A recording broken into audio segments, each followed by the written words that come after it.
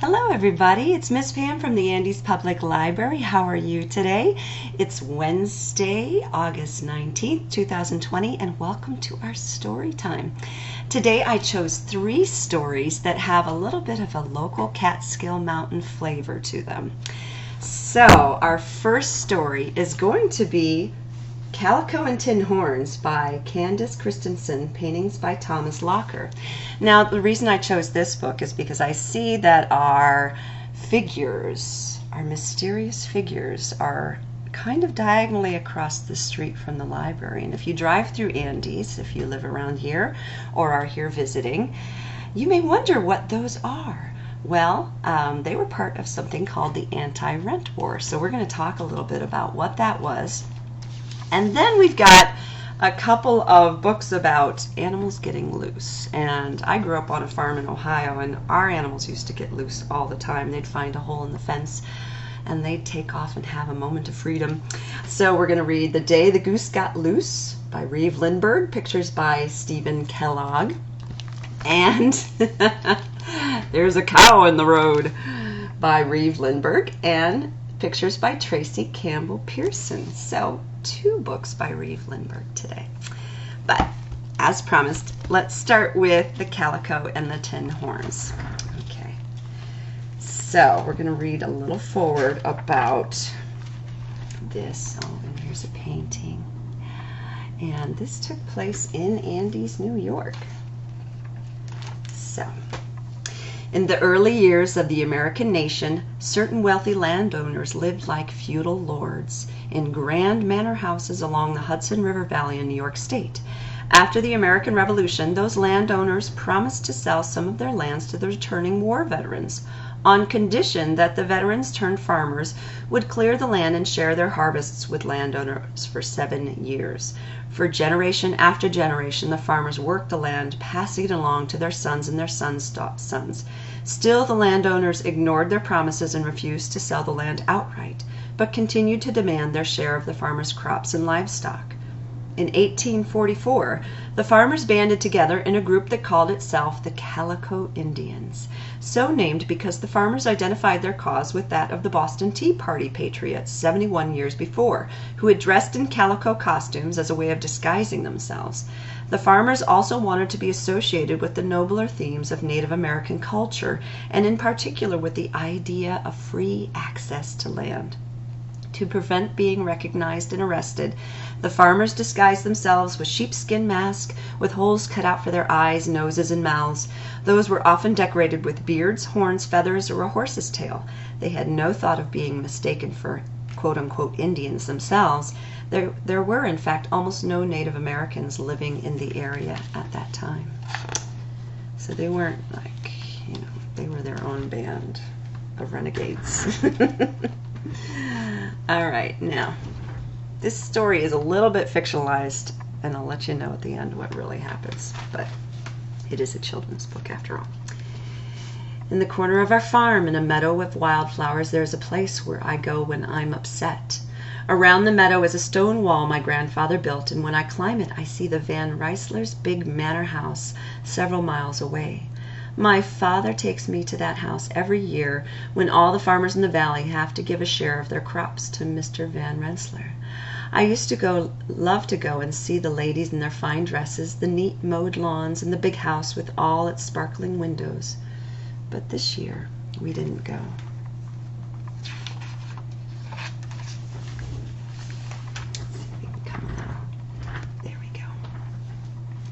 The trouble began one morning when I came in from doing my chores and saw my mother sewing on a piece of calico cloth. The cloth was blue, and blue is my favorite color.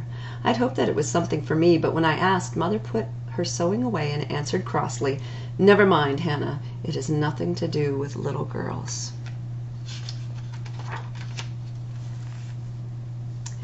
The look on her face and the sharp answer hurt me.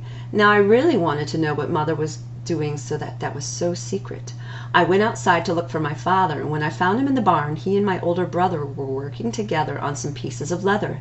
They looked surprised when I came in and very quickly hid their work from me. Before I could ask any questions, my father told me to go back out and play.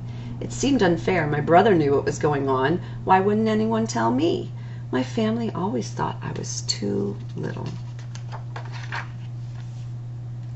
Those pictures, wow. That's so cool. That night, I lay awake, confused and angry. Suddenly, I heard the sound of horses and men's voices out in the yard. Running to my window, I saw a group of riders. They were wearing leather masks and calico shirts and pants. I heard one man say, "We'll pay no more harvest rent. If Van Rensselaer wants to send a sheriff, we'll drive him off our mountain." Then 2 men dressed in the same calico clothing came out of our barn and rode away with the others into the night.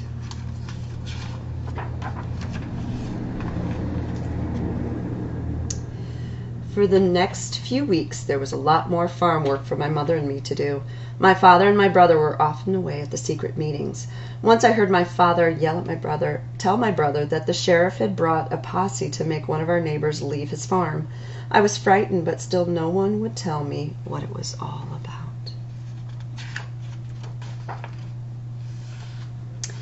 Then one morning, when we were weeding the garden, I heard the faint sound of a dinner horn. This was strange because it wasn't near dinner time. I heard it again. The sound was coming down the mountain from a neighbor's farm. Father ran to the porch, seized our dinner horn, and blew it. Then he disappeared into the barn. A few moments later, leading away 2 horses, he and my brother came out. They were dressed in calico and were wearing leather masks, and they carried their rifles. They got on the horses and galloped away towards the river. After they left, my mother was pale and silent. "Go up the hill and pick some berries, Hannah," she said, "and later we'll make a pie." I was worried, but I started up the hillside. Since the summer had been hot, I had to climb higher and higher to find some ripe berries. When I reached the very top of the hill, I began to fill my pail. Suddenly, in the distance, I noticed a cloud of dust rising from the old Albany road. It was the sheriff riding his horse, followed by a small army, and they were heading straight towards our farm. All at once I knew that our farm was in danger, but my father had gone down to the river. I had to warn him. I ran down a steep shortcut, tripping over stones and roots, and gooseberry thorns tore my dress. I started to shout when I got close to home, but no one answered. No one was home. Mother must have gone to our neighbor's farm, but the sheriff and his army were coming closer every minute. I knew what I had to do then. I grabbed the dinner horn from its hook on the porch, ran out to the barn, and scrambled up to the hayloft. I blew the horn with all of my might. I listened, but nothing happened. The valley was silent. I blew the horn again, and in the distance I finally heard a horn answering, then another and another. Horns rang out from up and down the whole mountain. In just a few minutes, masked riders galloped past our house from both directions. I thought I recognized my father riding with the others. They were headed right for the sheriff's small army. I could see the riders and the sheriff and his men as they caught sight of each other. The riders shouted war whoops and fired their rifles into the air. The sheriff's men stopped, and seeing that they were outnumbered, turned and ran. And here they are, facing the army, and there's a "Down with the Rent" sign.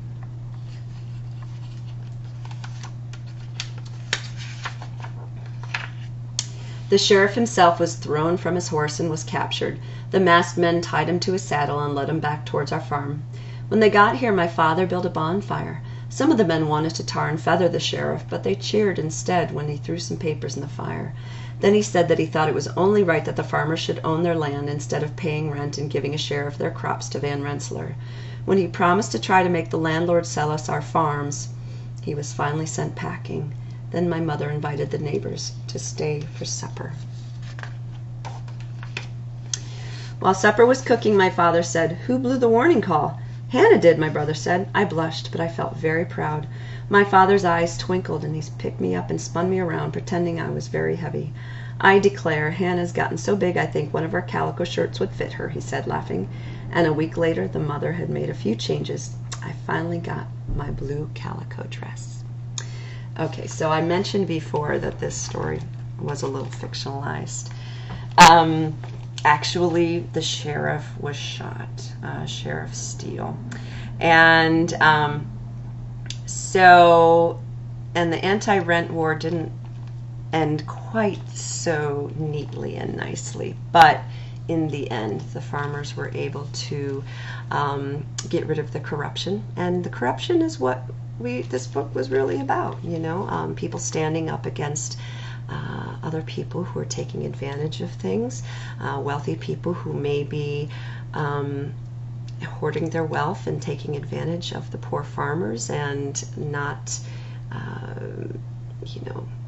honoring promises that were made. So they were kind of like being treated like slaves, and they had enough of that, and they decided to rebel against that. So if you drive through Andes and you see those strange, kind of scary looking calico figures out on the lawn, you know a little bit about what actually happened here in Andes, New York. Okay, so there's a cow in the road. We live very close to Bovina, New York, Bovina, where there's more cows than people. And occasionally you will see a cow in the road. So let's see. Yes, on our farm, we actually had a sheep named Lily with a bell. And the reason she had a bell was she was the leader of the cows, and she would find the hole in the fence, and in the middle of the night, she would lead the cows out into the great beyond, and often they would end up in our neighbor's garden down the road, and our neighbor wasn't too happy about that. So, there's a Cow in the Road by Reeve, Lindbergh. There's a cow in the road, and it sure is a shock when I first wake up at 7 o'clock. Hi, good morning. Hi, I left a note out there for you, but I guess you didn't get it. Oh, no. Oh, it's okay. I'm sorry. To hear the horns and the screech of brakes and go to the window and see, gosh sakes, there's a cow on the road. She's a big one, too, browsing on blossom, drenched with dew. And the cow looks at me, and the cow says, moo! And the next thing I know, there's a goat there, too. So we just got our van delivery from the 4-county system. All right, there's a goat in the road at the edge of our drive as I pull on my socks at 7:05. He's got 4 white feet and a fine white beard. He's a gorgeous goat, but it still seems weird. There's a goat in the road as plain as can be, and our paper boy's hiding behind a tree.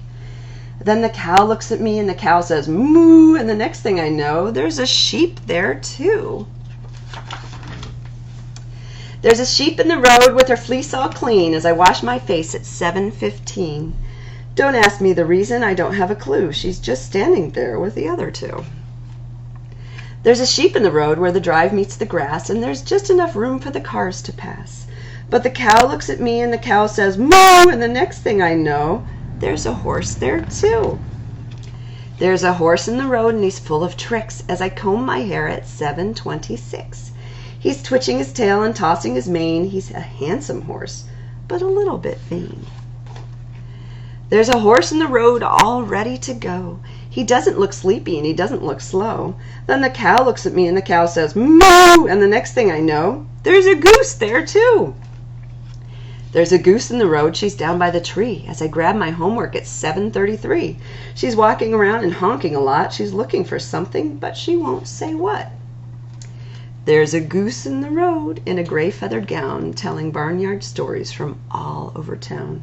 Then the cow looks at me, and the cow says, moo, and the next thing I know, there's a pig there, too. There's a pig in the road at the end of the line as I gobble my toast at 7:39. He's a large pink pig with a big broad smile, and I'm going to meet him in a very short while. There's a pig in the road, and it's easy to see that the road is the place for a kid like me. So the cow looks at me, and the cow says, moo, and the next thing I know, I'm standing there too. There's a crowd in the road where there wasn't before, side by side at 7:44. The cow and the goat and the sheep and the horse and the goose and the pig and me, of course. There's a crowd in the road, and it sure feels good to wait all together in our neighborhood. Why are we waiting? So we won't be late. The school bus comes at 7:45. Gathering of animals on the road. And speaking of gooses, or geeses, the day the goose got loose. I guess maybe this author, Reeve Lindbergh, lived on a farm and had a lot of animals get loose too. Oh, look at that goose. What is she doing? She knows how to open the gate. When the goose got loose, she caused a riot. Nobody ever thought she'd try it. There wasn't any more peace and quiet the day the goose got loose. When the goose got loose, the hens were mad. The goose ate all the grain they had. The rooster sulked and the chicks were sad the day the goose got loose. When the goose got loose, the sheep were scared. They huddled together and shivered and stared.